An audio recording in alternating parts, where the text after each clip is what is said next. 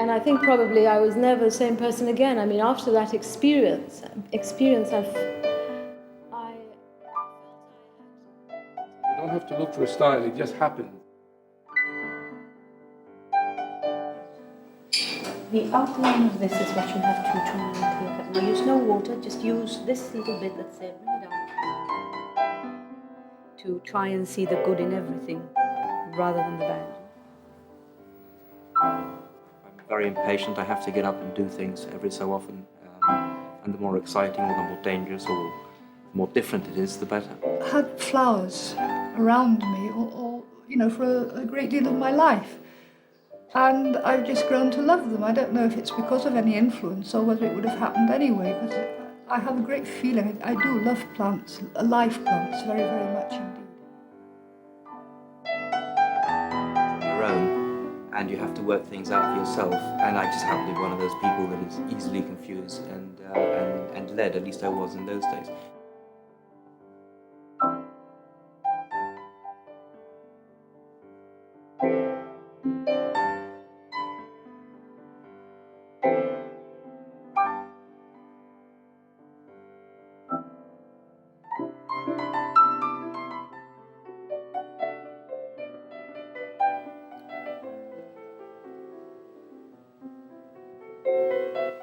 Adrian Cabedo is an active man with many and varied interests, most of them connected with sport and the great outdoors. So it's sometimes difficult to reconcile the man of action with the painter. And yet, talking about the early influences in his life, he admits that painting was his first passion. The passion really was because I wasn't very good academically. I didn't enjoy academic studies at all, and I found that painting was the one thing, although at that stage I wasn't particularly good. It was something that gave me tremendous satisfaction. It was something I felt that I could do, and that if I tried and practiced hard enough, I would get better. So it became a passion. As to who encouraged me and started me off, essentially, I suppose it was my father and my mother to some extent, but they were both very keen painters, less so now, but they were always very constructive in their criticism and very helpful and helped me to buy my equipment and encouraged me right the way through, really. Because I used to see my father painting, we had a lot of art books in the house. There was a lot of paintings in the house, bits and pieces. And I suppose, I can't remember exactly, but I must have picked up a piece of paper and started drawing or painting. Also from school, it was part of the curriculum almost right through, to some extent. And I used to come back with pieces that I thought were quite good, and they all seemed to like them. That encouraged me, so I went out and did it outside school hours as well, and sort of took it off from there. But the early influences were not restricted to parental ones. A mixed schooling in Gibraltar and in England had its effect. In the case of the latter, a very profound one. My schooling in UK meant that I was away from what I've always known. I went there at quite a young age, at about 10, I think it was, 9 or 10. And it was a very strange experience for me indeed, and not always a very pleasant one. It was like being dumped in a strange country, which it was, I suppose, for me. I didn't really understand the ways of the people there. This is talking about England, which it sounds like I'm talking about Africa or something, but it's not that far away. And I found it very confusing, very difficult to communicate. I've never been particularly good at that anyway. And the whole thing became a bit traumatic at certain stages. To what degree did it affect his own personality? And to what extent was he able to establish his own individuality in this new set of circumstances? It's difficult to put a finger on it, but I think I became a little more cynical, a little more untrusting, distrusting, and very wary of people and what they said and whether it was a good idea to believe them or not. That sort of thing, really. There were people there who were fairly overpowering, and not just the staff, as it were, but the other kids as well. Learning to hold one's own and resist the pressures of intimidation is all part of the painful process of growing up. So surely confrontation with the more daunting elements of school life would have been just as inevitable in Gibraltar. Not so much, because I would have been surrounded by more people that I knew, friends who would have hopefully supported me or backed me up or put me right to certain things, whereas there you're pretty much on your own and you have to work things out for yourself. And I just happened to be one of those people that is easily confused and led, at least I was in those days. I was also physically quite small,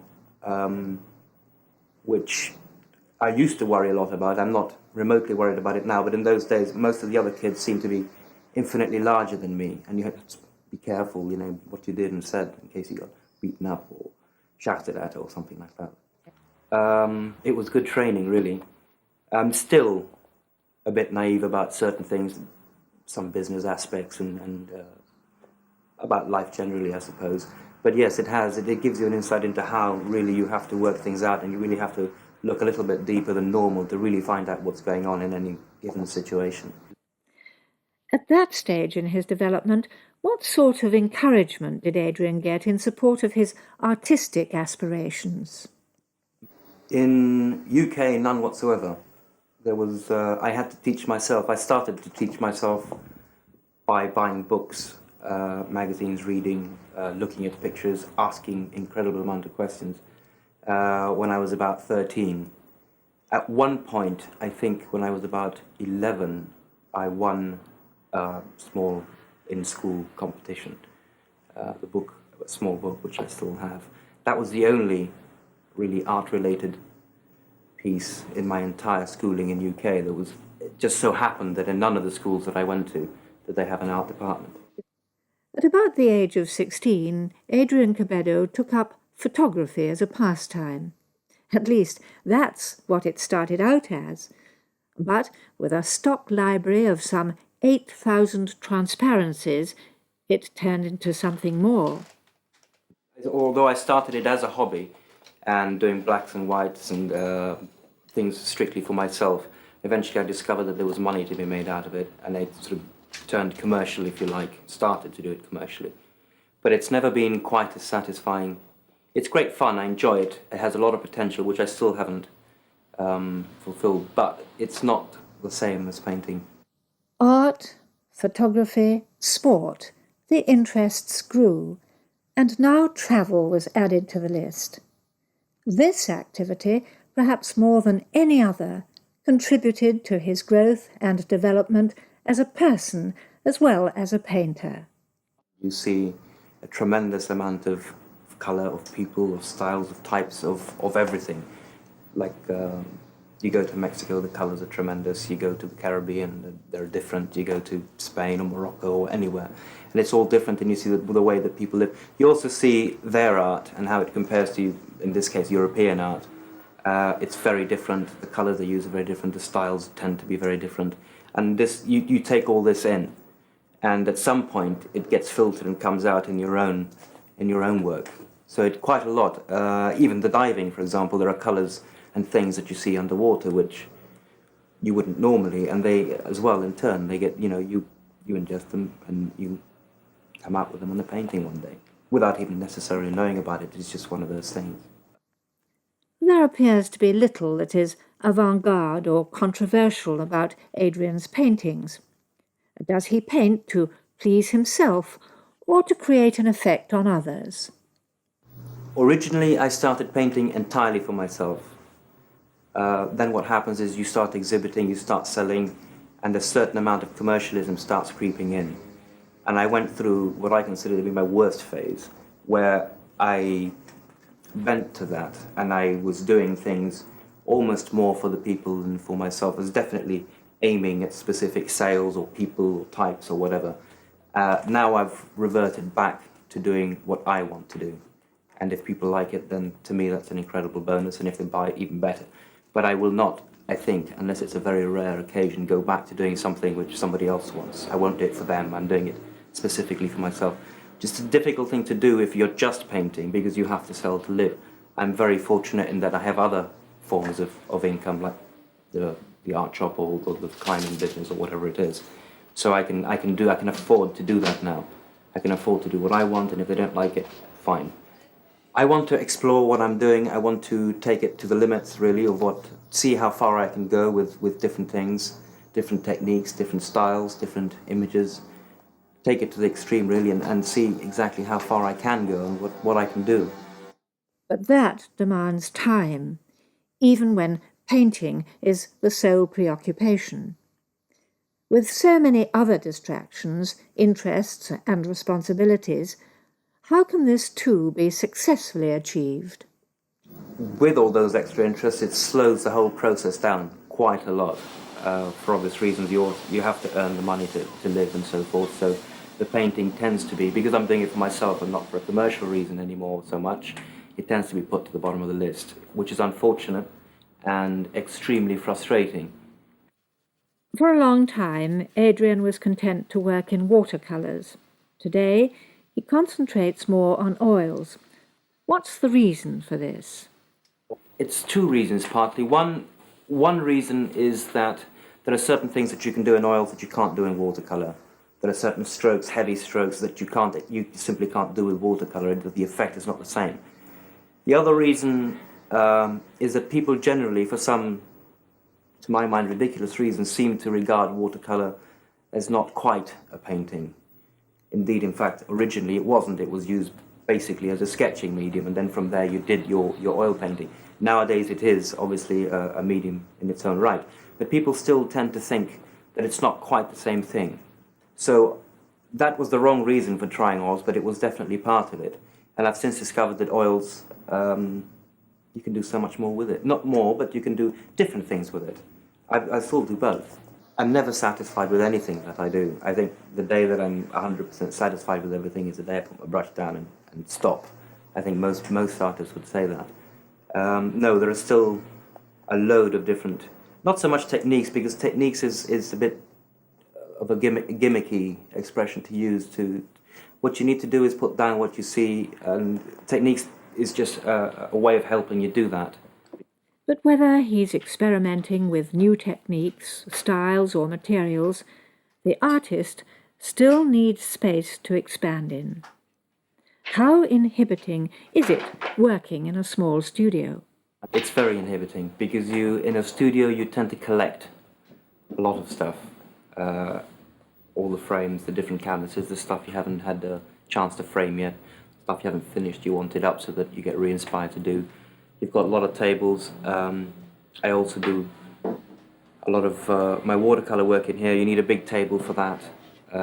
I rearrange my fossils in here. I do clean my climbing equipment in here. I do everything in here, and it's infinitely too small. If I had a bigger studio, it would be infinitely more inspiring, because you've got space to move, you can stand back. You need to paint far away, especially with oils. You need to get the distance, and in here, obviously, it's very difficult to do that.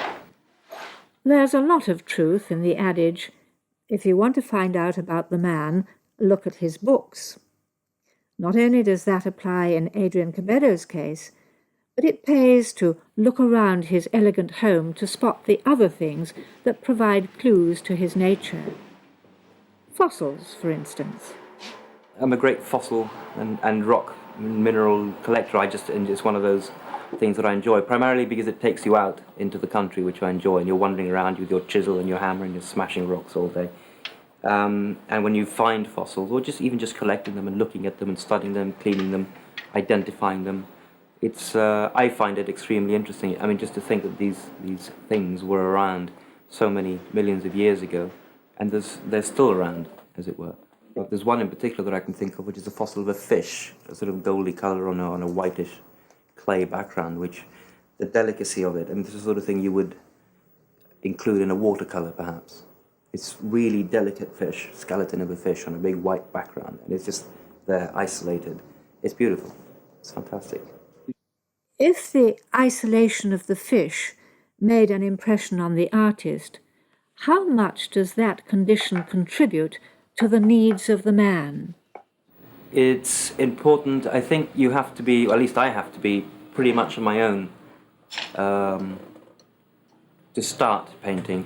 Once I'm halfway through, I don't like being interrupted, which is the one thing I have to put up with an awful lot for work reasons more than anything else, or because I'm too tired or what have you. To me, it's definitely important to be on my own when I'm working, or to get the inspiration to work. I end up exhausted, I end up with a headache, I end up shaking. You know, there are some paintings that are easier to do than others, but there are some paintings that are that satisfying that they hurt. I mean, I'm exhausted, I have to lie down and you know, you shake, have a cigarette, have a drink, whatever, because it really, it drains you. It really does, that's what it does, it drains you. To the layman, it might seem as though most of Adrian's other activities are equally draining.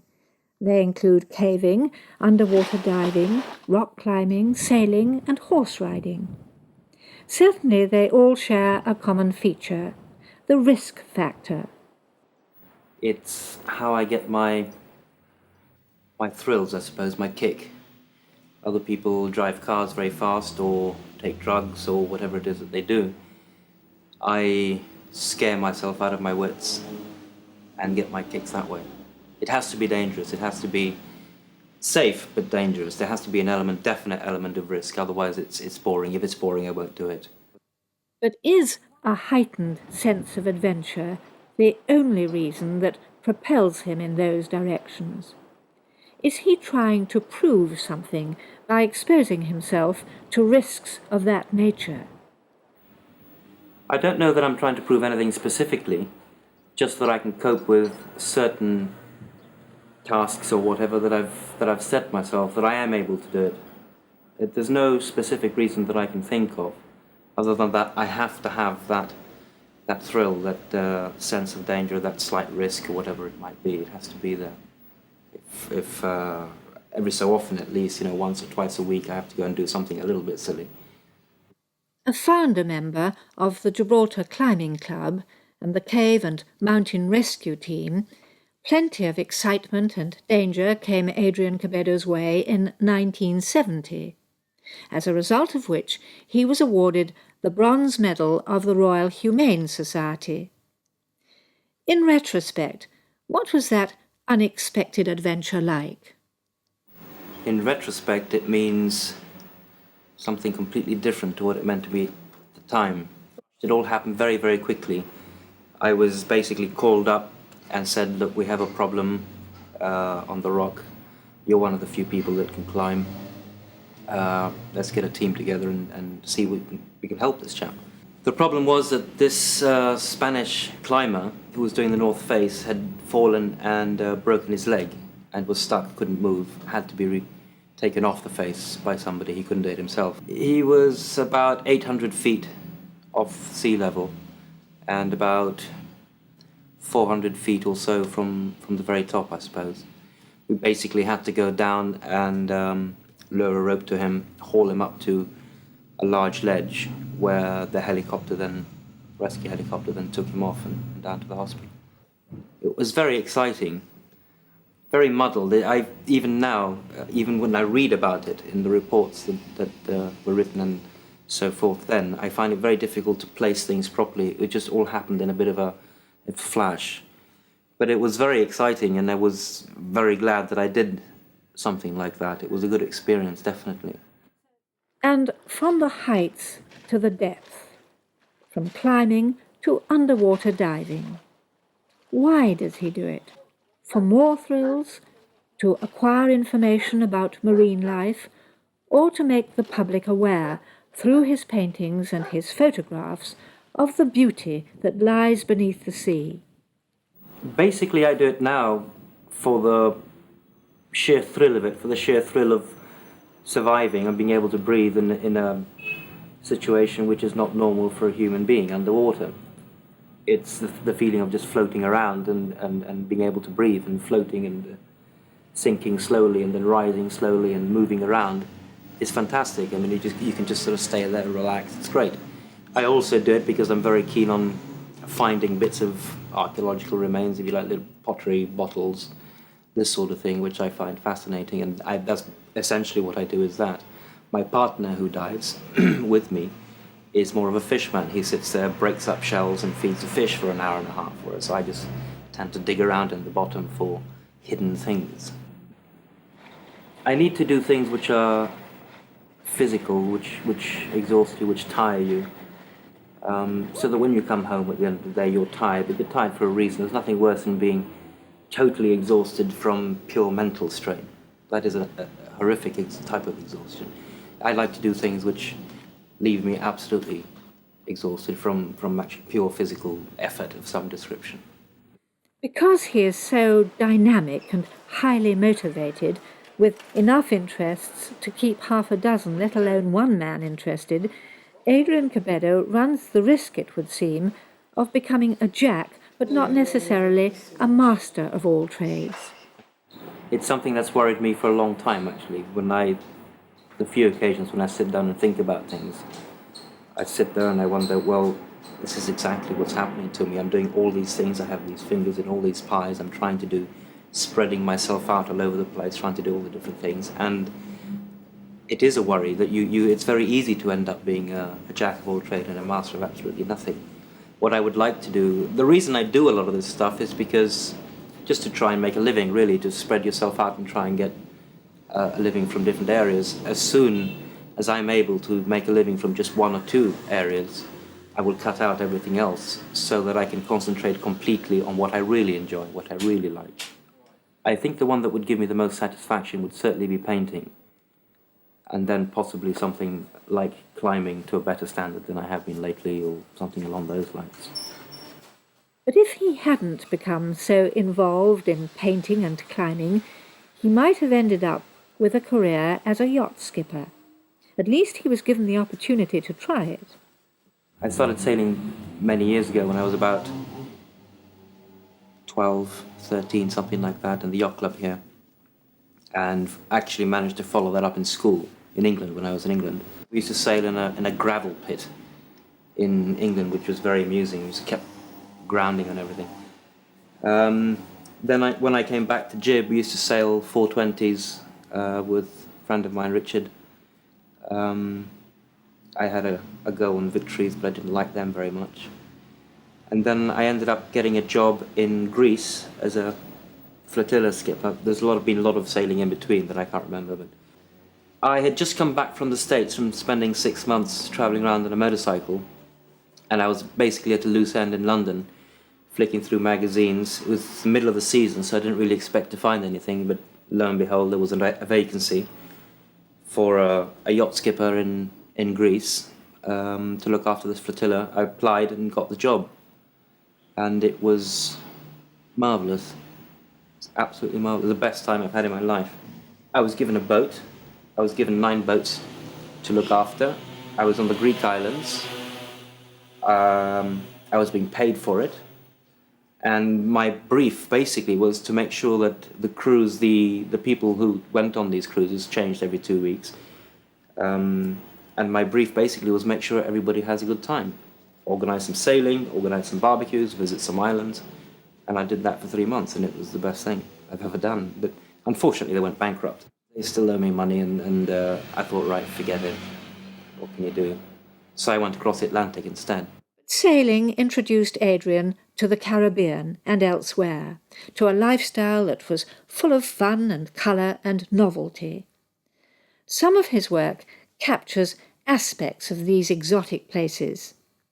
Why, then, did he keep returning to Gibraltar? It's home. It's home, I guess, and it just draws one back. I suppose it's the people you grow up with, it's the area that you know.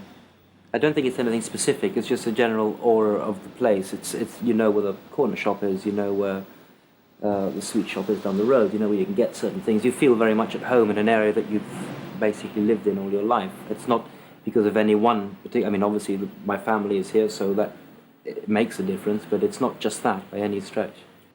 So, what is it? The easier pace of life? The absence of competition on the scale that threatens most people in large cities? No, I think that can work against you as well, because it's not necessarily an easier life here. I mean, it's easier in a certain sense, but it's harder in others in that you can't do half of what you would like to do. You can't reach the limits that you maybe are capable of. I'm not sure what they are, but I'm pretty sure that they extend beyond what I can get to here. But if having reached my limits here, I'm happy doing that, then I'm quite happy to stop, make that my limit, and not need to go any further. I think you need to be happy, you need to be where you are. You need to be happy. I mean, that's the main thing, really, to be happy, to be content, satisfied. If you're not, then it means that you're going to move on and try and look for it somewhere else.